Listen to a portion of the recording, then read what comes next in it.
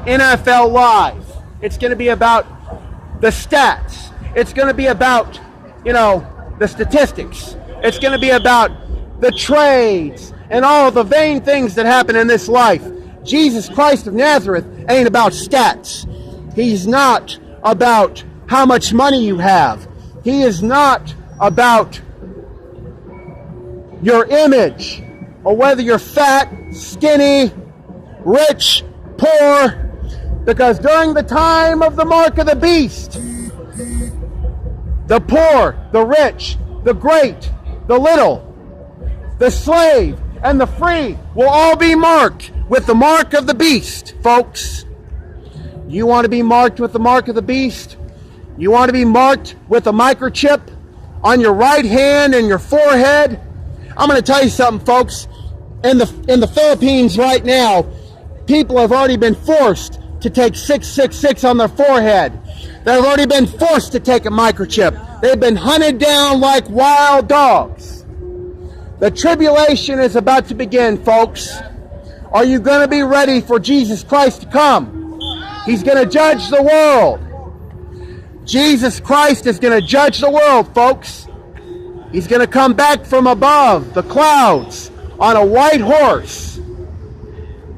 And once he's come, folks, like a thief in the night, it's going to be too late.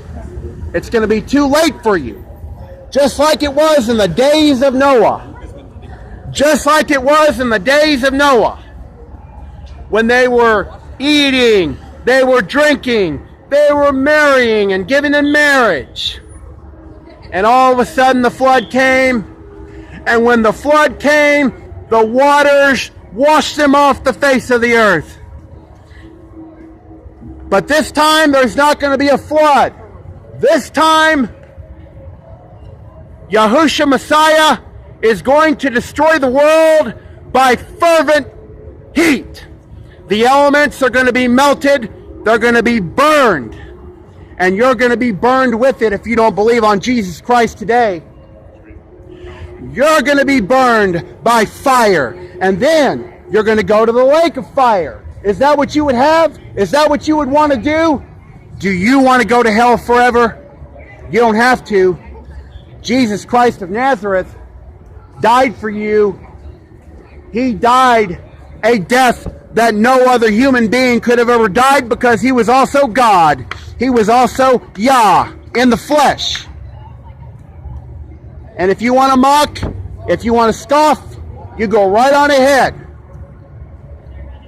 Many of you out here are obese. Many of you are drunk. Many of you have a mindset that says, I don't need God.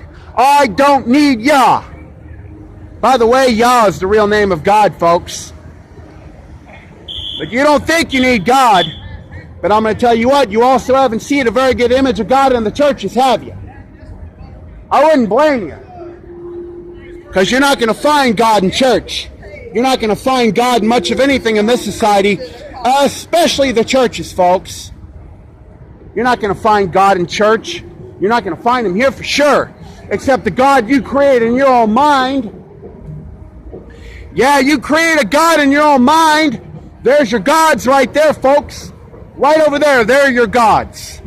And I understand that these football players are just trying to make a living. I understand that. And I understand that you don't know any other way but a football game to fill what your soul desires. But with these football games, your desire is never going to be met. The God-shaped vacuum in your own heart will never be filled by a football game. The only thing that's going to fill your heart is to know today that if you were to die, you would go to heaven. If you were to die today, or if Jesus Christ came on a white horse from above the clouds, that you would not go to the lake of fire. And I'm going to tell you something, folks. Many of you are headed for the lake of fire right now. There's no doubt about it. You're not going to escape the judgment. You could try to put it out of your mind. You could try to put Jesus Christ out of your mind.